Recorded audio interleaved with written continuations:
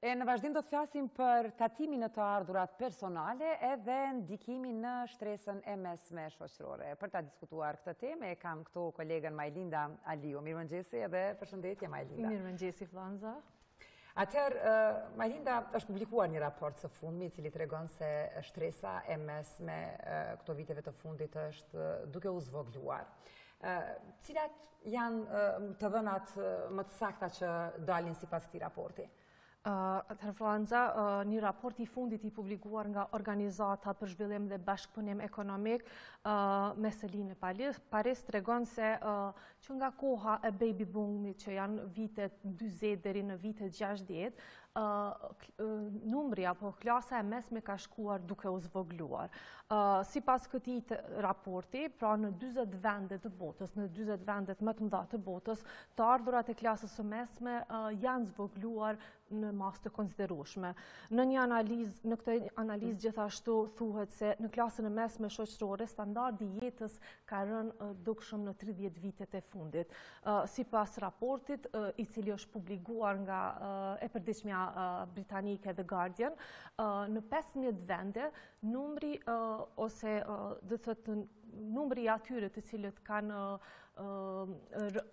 në klasën e mesme ka shënuar rënje, sidomos pas krizës globale financiare, pra shihet të që ka pasur një efekt shumë të madh kriza e vitit 2008.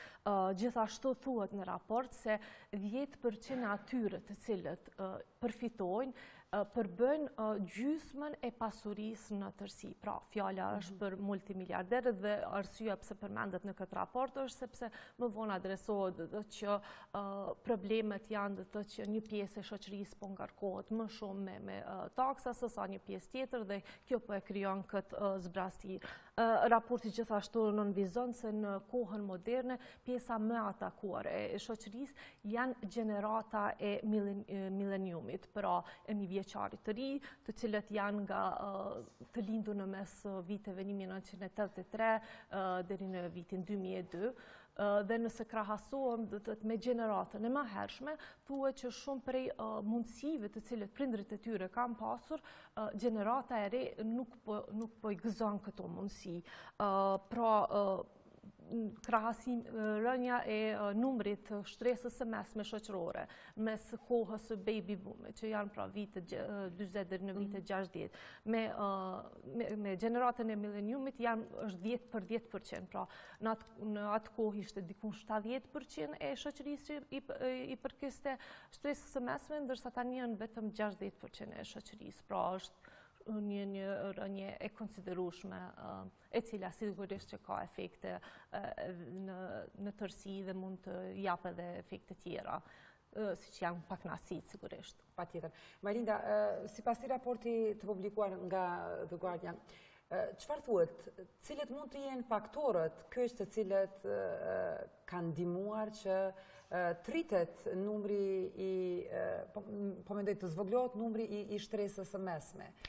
Ky raport i publikuar nga Guardian i përgatitur nga OECD, pra Organizata për Zhvillim dhe Bashkëpunim Ekonomik, thotë se rritja ngadalshme e pagave, rritja e çmimit të shtëpive të banimit dhe zëvendësimi i vendeve të punës me robot ka bërë që grupet me të ardhura mesatare të zvoglohen. Të ardhurat e tyre janë ndërmjet 75 dhe 200% të ardhurave të përgjithshme kombëtare. Kjo organizat rekomandon që të ketë ulje të taksave në pagë dhe të bëhet reformimi i sistemit të edukimit dhe sistemit të banimit, pra që të ketë mbështetje më të madhe për shtresën e mesme. Sekretari i përgjithshëm i OECD-s pas publikimit të këtij raporti vlerëson se shtresa e mesme shoqërore tani është sikur ajo anija në ujërat me shkëmbejnë, pra që goditet nga sa një anë sa ana tjetër, dhe ai u kërkon qeverive që të marrin më me seriozitet shqetësimet e ngritura nga qytetarët dhe të adresojnë këto probleme, sepse siç thotë ai, këtej, ruajtja dhe ruajtje standardit të shtresës mesatare të shoqërisë do të ndihmonte në një ekonomi të qëndrueshme dhe në një stabilitet shoqëror. Pra, kujtojmë tani së fundmi shohim zhvillime që po ndodhin në Francë, protesta të njëpasnishme, të cilat burojnë pikërisht nga shtresa mesme e shoqërisë dhe pakënasit ndërlidhen pra me standardin e tyre të jetesës. Ishte një taksë ngritur e cila ishte sistemi ajo hedhja benzinës në flak, apo flakës në benzinë, që shpërtheu pastaj pakënasit të akumuluara për kohë shumë më gjatë. Pra, shihet dhe që është shumë e rëndësishme, që thashë më herët, që të adresohet, sepse shtresa mesme e shoqërisë është pjesa vitale e cila edhe mban atë stabilitetin shoqëror dhe ekonomik të një vendi. Mirë, atëherë, Malinda, kuptoj Kosova nuk është përfshirë në këtë raport, me qenë se janë marrë për bazë vendet të cilat e ka një ekonomi shumë të zhvilluar. Mirë, po, a ka të dhëna të tilla dhe për Kosovën? Paktën ne jemi ajo gjenerata 83 e tutje që i vrejmë edhe ne këto lëvizje. Sigurisht që Kosova nuk është e radhitur në këtë raport, dhe matjet e tilla nuk është se krahasimore, pra të standardit nuk është se ekzistojnë për arsye të ndryshme që ne kemi këtu, do të thotë që edhe shumë prej dhënave të cilat do duhet t'i keshim, nuk i kemi për t'ju referu dhe për të bërë krahasimet. Mirë, po nëse i referohemi të dhënave të Agjencisë Statistikave të Kosovës, mund të shihet do të thotë një rritje e lehtë në konsum, pra në shpenzime. Për shembull, do të thotë konsumi i përgjithshëm në vitin 2017 krahasuar me vitin 2016 ka pasur një rritje të lehtë prej 0.8%, ndërsa në konsumin e ekonomitë familjare është rritur diku për 3.5%.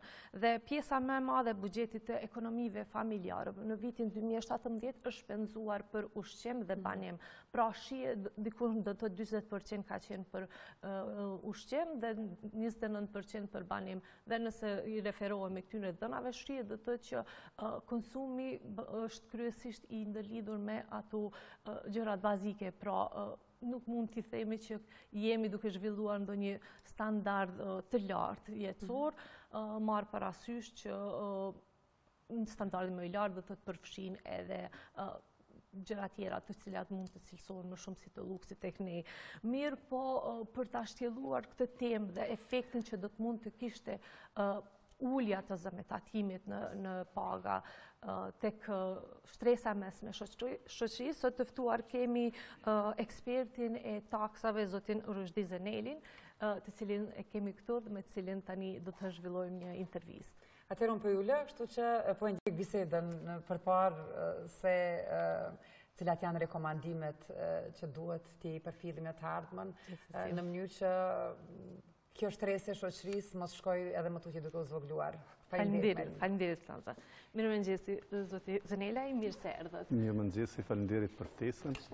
Atëherë, siç e dëgjuat gjatë bisedës me kolegën time, shihet edhe që duke ju referu raportit të organizatës për zhvillim dhe bashkëpunim ekonomik, shihet edhe që në nivel global ka një trend të zvogëlimit apo ngushtimit të shtresës së mesme shoqërore.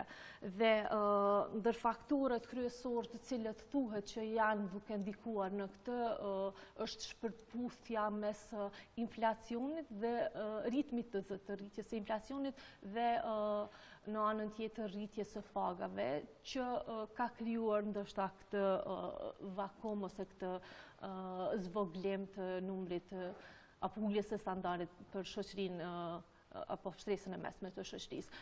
Si qëndron Kosova? Mund të themi se edhe në Kosovë po ndodh e njëjta gjë, ndonse në këtë raport nuk përfshihet edhe Kosova për t'u analizuar. Faleminderit. Kosova realisht nuk është përfshirë këtë raport dhe mund të themi se OECD ngërthen në vetë ekspert më të mirë, më të njohur të ekonomisë. Çdo raport që del nga ta është raport i cili duhet analizohet me detaje.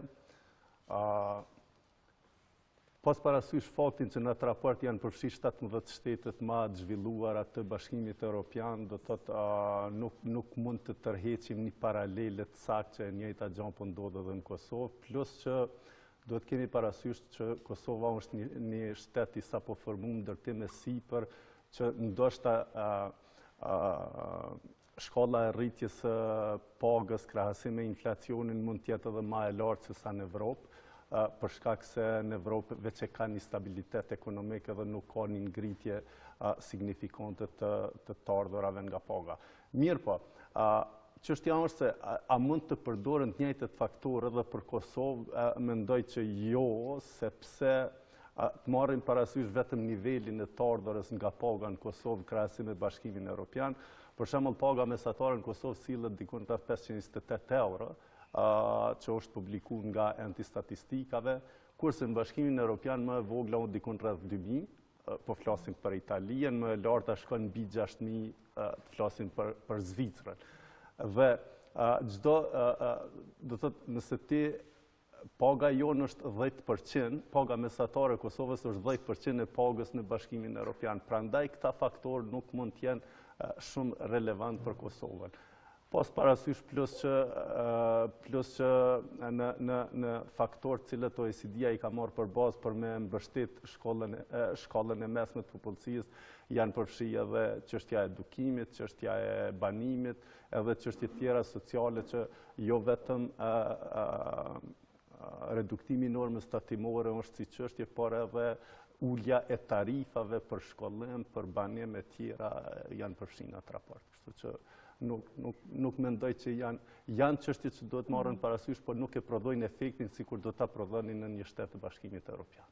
Gjithatë nuk mund të themi dhe të që edhe këtu, se thatë edhe ju, pra nëse ka rritje të inflacionit, ajo pa shmangshmërisht e prek edhe Kosovën, sepse nuk mund të jetë e izoluar nga trendet që zhvillohen në nivel global. Dhe në raportin e OECD-s u rekomandohet këtyre vendeve të cilat kanë qenë pjesë e hulumtimit që të fillojnë të bëjnë reformim apo ulje të taksave në pagë apo në të ardhura personale, si dhe në edukim dhe në forma tjera. Sa është e nevojshme që të ketë reforma të tilla edhe në Kosovë, sepse pra po them do të po shihet do që pakënaqësi të qytetarëve ka gjithandej. Absolutisht. Nëse e analizojmë legjislacionin që ndërlidhet me tatimin paga në shtetet e Bashkimit Evropian dhe në Kosovë, mund të them që është një diferencë shumë e madhe, jo vetëm karshi nivelit paga dhe karshi normës tatimore, po edhe karshi bazës tatimore. Sepse, për shembull, secili shtet evropian ka lirime tjera nga paga bruto para se të tatohet. Për shembull, ata ndërvete ngërthejnë lirime fikse deri në një nivel fiks për të ardhurat bruto gjatë vitit. Pastaj kemi për çdo fëmijë që kanë, për çdo student që kanë familje, për çdo person të varur, prind ose diçka që varet prej të ardhurave tyne, për çdo person me aftësi të kufizuar, për lirime për jetesë në zona caktuara. Për shembull, Kroacia thotë nëse kime jetu me një zonë caktuar ku ata e kanë para po për me zhvillu si zonë, kime pas lirime tatimore, e tjera tjera. Do thotë, ne asnjën nga këto lirime nuk i kemi në sistemin tonë.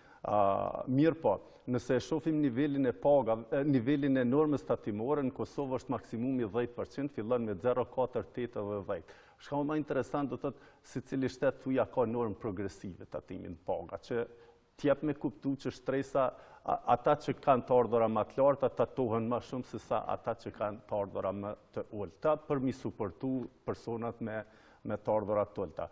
Kurse shtetet e Bashkimit Evropian sillen normat progresive nga 20, për shembull Belgjika ka 25 deri 50%. Kroacia 24 deri 36%, Gjermania 14 deri 45%, kështu që janë normat shumë më të larta tatimore se sa te ne. Dhe ulja një norme tatimore të këto shtete me të ardhura bruto vjetore që sillen dikun 60.000, 70.000 euro, normal që kishme prodhu efekte dhe me suportu shtresën e mesme. Po, tek ne në Kosovë, për shembull, për një pagë mesatare ti kime pagu 30 euro tatim, afërsisht. Dhe nëse e përgjysmon këtë normë tatimore, personi ka me përfitu 15 euro mrena muajit. që nuk prodhon shumë efekt madh krahasuar me normat tatimore, reduktimi normat tatimore në Shtetet e Bashkimit Evropian. Mirë, po një çështje që kisha dashur me përmend është për me krahasu shtresën e pasur me shtresën e mesme që në Kosovë për momentin nuk po funksionon, është të ardhurat nga dividenda. Për shembull, të ardhurat nga dividenda normalisht duhet të tatohen kur tërhiqen nga investimi, kur dalin nga biznesi dhe bëhen kalojnë në pronësi të personit fizik i cili është pronari i aksioneve të një kompanie. Në gjitha shtetet e Bashkimit Evropian këto të ardhura kur kalojnë të individi tatohen, kurse në Kosovë nuk tatohen. Do të thotë janë të liruar dhe kjo jep me kuptu që të gjithë punëtorët në Kosovë paguajnë tatim për të ardhurat nga paga, kurse ata më të pasurit nuk paguajnë fare tatim për të ardhurat nga dividenda, që si e ardhurat nga dividenda, si e ardhurat nga paga janë të ardhurat personale. Pra, kjo po krijon edhe këtë diferencën apo pethellon ndarjen mes dy shtresave shoqërore dhe në një farë mënyrë kjo edhe po e afekton pikërisht të shtresën e mesme shoqërore, të cilët janë njerëz që kanë marrëdhënie pune, që mund të kenë një pagë të mirë, por të cilët duhet të paguajnë më shumë taksa se sa shtresa më e lartë shoqërore apo shtresa e pasur shoqërore, do thoja. Sa është me rëndësi do thotë që të adresohet kjo çështje në Kosovë, marr parasysh se siç thash edhe më herët, pakënaqësitë e qytetarëve çdo herë po shkojnë duke u thellu, shohim do të thotë lëvizje, ikje të qytetarëve nga këtu dhe sigurisht që secili prej tyre arsye në bazë ka për një jetë më të mirë. Sa është me rëndësi pra që të ndodhi diçka e tillë?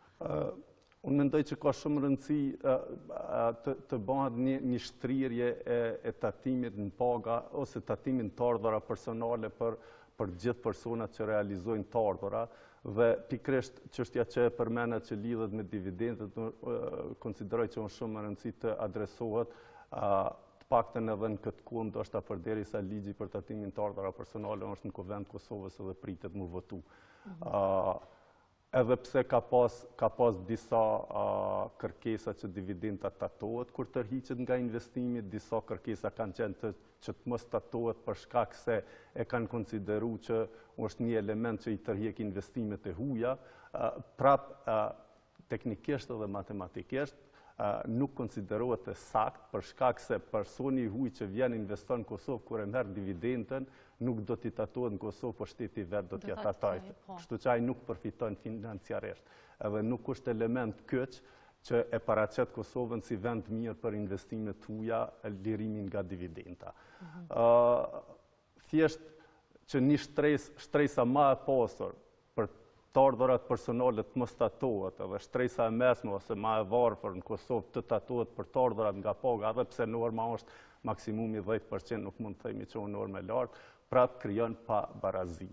Edhe mendoj që është çështje që duhet të trajtohet patjetër. Megjithatë, tek për shembull tek bizneset private shohim në një pjesë të tyre ndonë se nuk ka ndoshta hulumtime, apo ka pas raste që janë raportu, ku për shembull një pjesë e bizneseve, një pjesë të pagës punëtorëve u japin në dorë. Pikërisht për arsye për t'ju shmangur pra kësaj tatimimit 10%. Sa do ta ulte do të thotë evazionin fiskal nëse do të bëhej ky përshkallëzim i taksave, pra do të kishte një ulje për një ndoshta pagë më të lartë. Për momentin do të 450 e sipër do të tatimohet me 10% dhe tazojnë punëtorët në sektorin e ndërtimit, sigurisht që paguhen më shumë, mirë po në anën tjetër ka një pjesë të tyre të cilët edhe marrin një pjesë të pagave në dorë dhe kjo është sigurisht që bëhet për t'ju shmangur taksave. Sa do të afektonte edhe këtë sektorës, sa do të adresonte këtë problem?